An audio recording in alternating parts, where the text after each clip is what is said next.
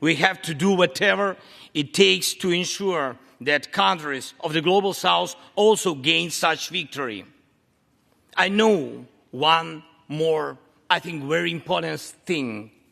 The Russians will stand a chance to be free only when they defeat the Kremlin in their minds.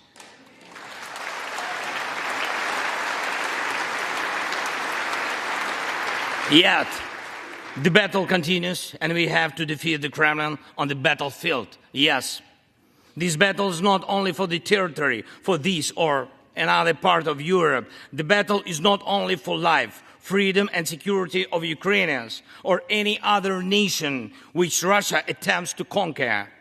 This struggle will define in what world our children and grandchildren will live, and then their children and grandchildren.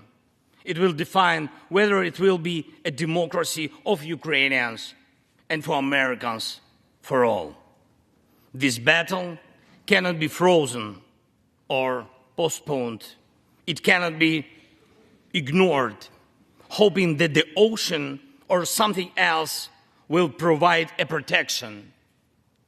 From the United States to China, from Europe to Latin America, and from Africa to Australia, the world is too interconnected and interdependent to allow someone to stay aside and at the same time to feel safe when such a battle continues. Our two nations are allies in this battle. And next year will be a turning point. I know it, the point when Ukrainian courage and American resolve must guarantee the future of our common freedom, the freedom of people who stand for their values.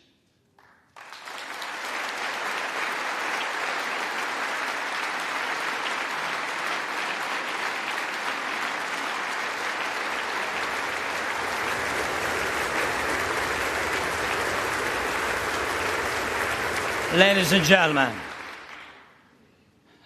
gentlemen, Americans, yesterday before coming here to Washington, D.C., I was at the front line in our Bakhmut, in our stronghold in the east of Ukraine, in the Donbas.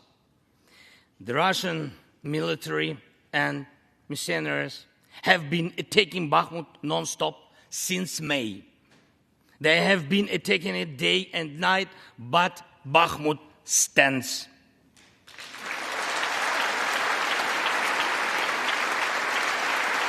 Last year, 70,000 people lived there in Bakhmut, in this city, and now only few civilians stay. Every inch of that land is soaked in blood. Roaring guns sound every hour. Trenches in the Donbas change hands several times a day in fierce combat and even hand fighting. But the Ukrainian Donbas stands.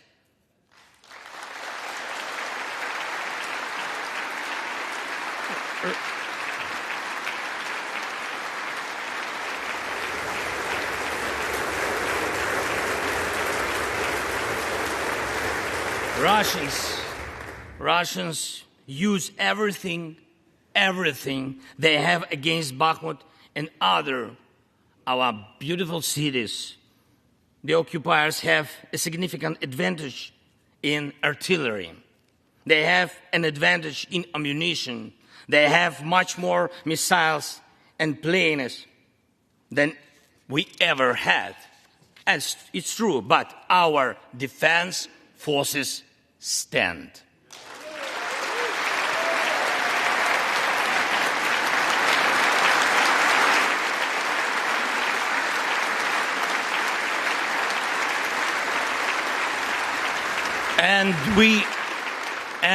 And we all are proud of them.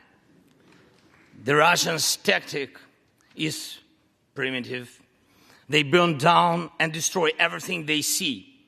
They send thugs to the front lines. They send convicts to the war. They threw everything against us, similar to the other tyranny, which is in the Battle of the Bulge. threw everything it had against the free world, just like the brave American soldiers which held their lines and fought back Hitler's forces during the Christmas of 1944. Brave Ukrainian soldiers are doing the same to Putin's forces this Christmas.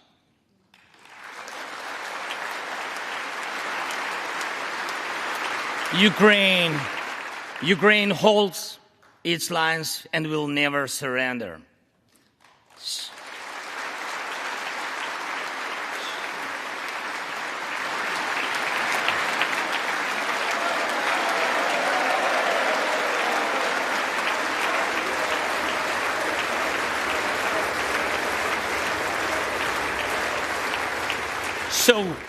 So here is the front line.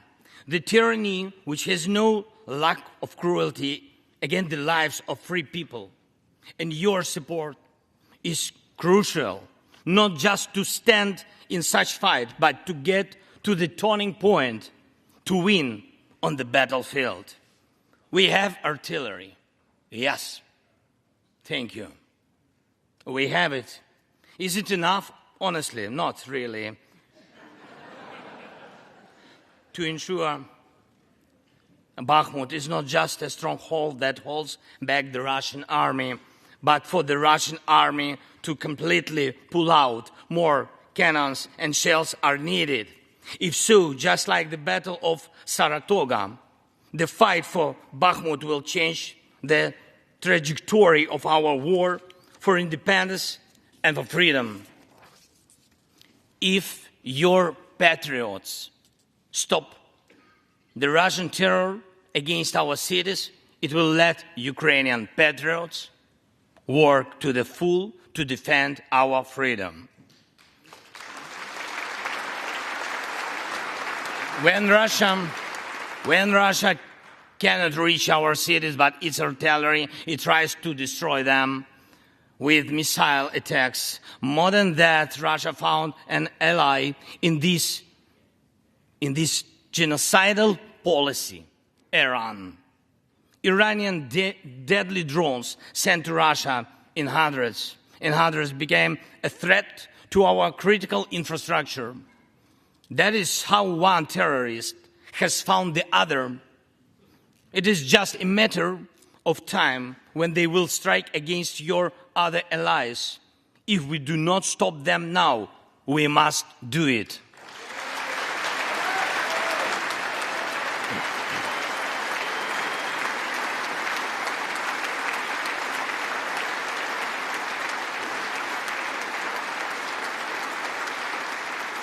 I believe there should be no taboos between us in our alliance. Ukraine never asked the American soldiers to fight on our land instead of us. I assure you that Ukrainian soldiers can perfectly operate American tanks and planes themselves.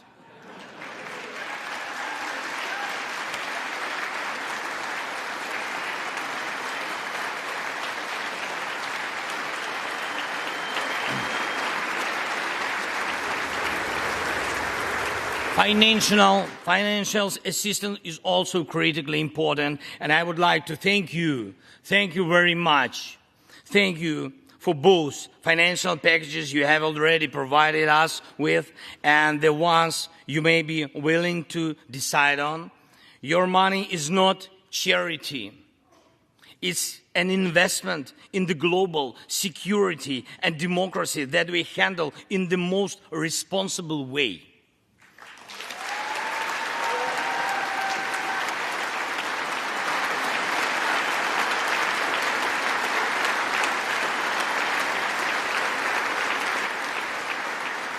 Russia could stop its aggression, really, if it wanted to, but you can speed up our victory.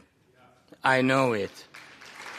And it will prove to any potential aggressor that no one can succeed in breaking national borders, no one committing atrocities and reigning over people against their will. It would be naive to wait for steps towards peace from Russia, which enjoys being a terrorist state. Russians are still poisoned by the Kremlin. The restoration of international legal order is our joint task. We need peace. Yes, Ukraine has already offered proposals, which I just discussed with President Biden, our peace formula, 10 points which should and must be implemented for our joint security, guaranteed for decades ahead. And the summit which can be held. I'm glad to stress that President Biden supported our peace initiative today. Each of you, ladies and gentlemen, can assist in the implementation to ensure that America's leadership remains solid, bicameral, and bipartisan. Thank you.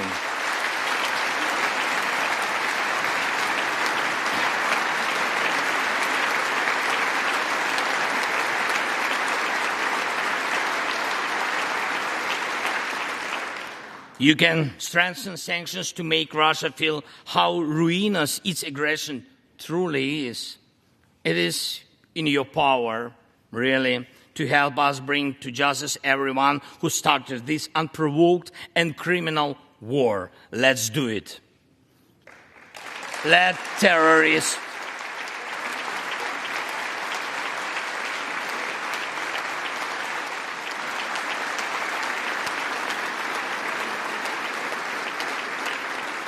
Let the terrorist state be held responsible for its terror and aggression and compensate all losses done by this war. Let the world see that the United States are here.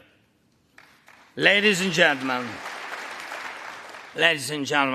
Americans, in 2 days we will celebrate Christmas, maybe candlelit. Not because it's more romantic, no, but because there will be no electricity.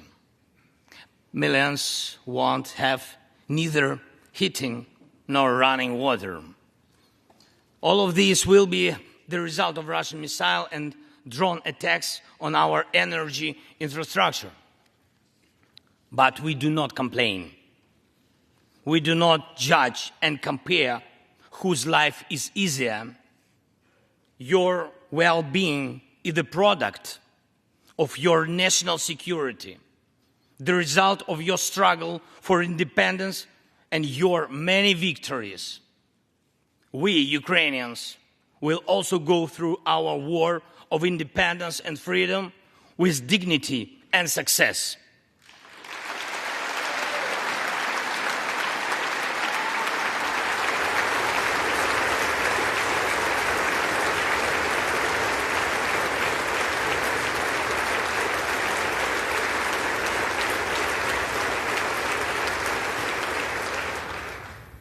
We'll celebrate Christmas. Celebrate Christmas, and even if there is no electricity, the light of our faith in ourselves will not be put out. If Russian missiles attack us, we'll do our best to protect ourselves. If they attack us with Iranian drones and our people will have to go to bomb shelters on Christmas Eve, Ukrainians will still sit down at the holiday table and cheer up each other. And we don't have to know everyone's wish, as we know that all of us, millions of Ukrainians, wish the same: victory. Only victory.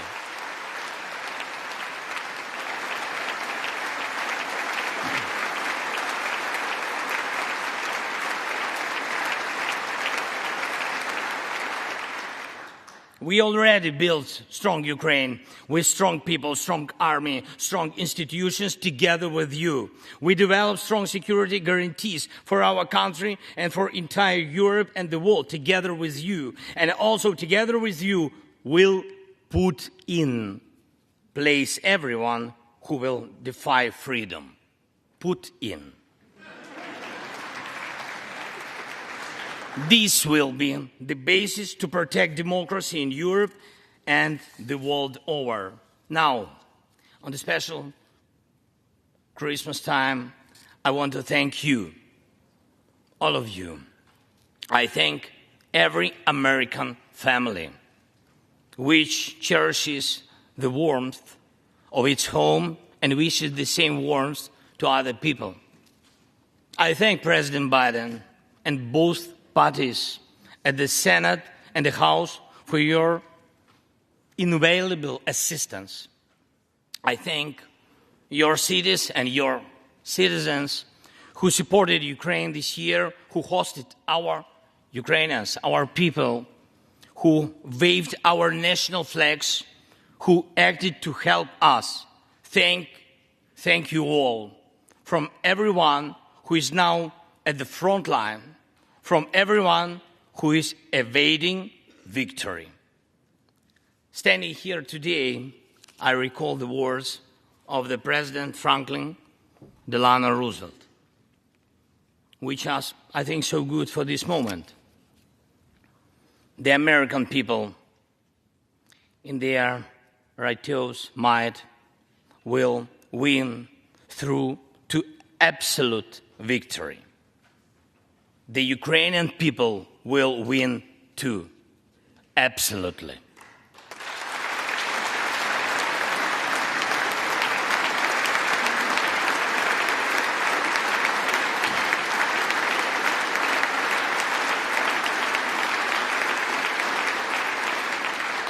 I know that everything depends on us, on Ukrainian armed forces, yet so much depends on the world. So much in the world depends on you. When I was in Bakhmut yesterday, our heroes gave me the flag, the battle flag, the flag of those who defend Ukraine, Europe, and the world at the cost of their lives. They asked me to bring this flag to you, to the US Congress, to members of the House of Representatives and senators whose decisions can save millions of people.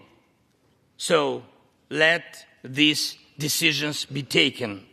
Let this flag stay with you, ladies and gentlemen. This flag is a symbol of our victory. In this war, we stand, we fight, and we will win because we are united. Ukraine, America, and the entire free world.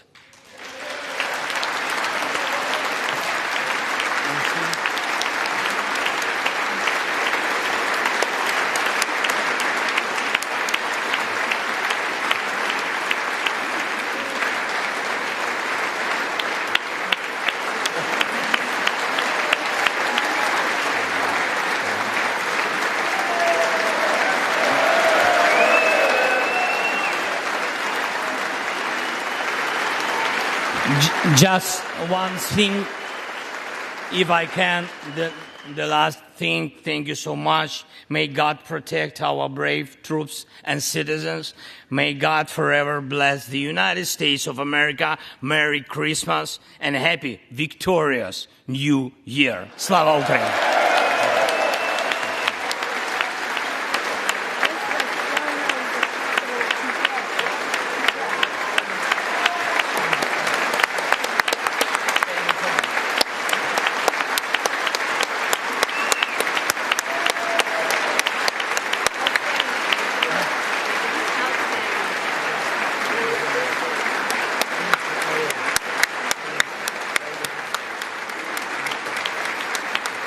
Thank you so much.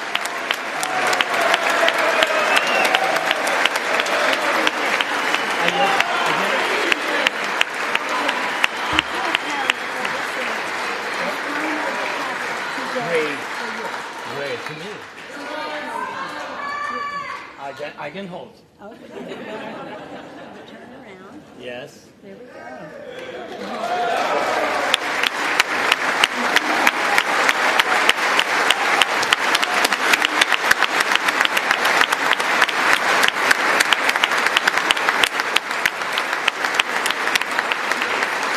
This flag was flown over the Capitol today in honor of the President's visit. Thank you so much. I will take it. I can do it. All the best.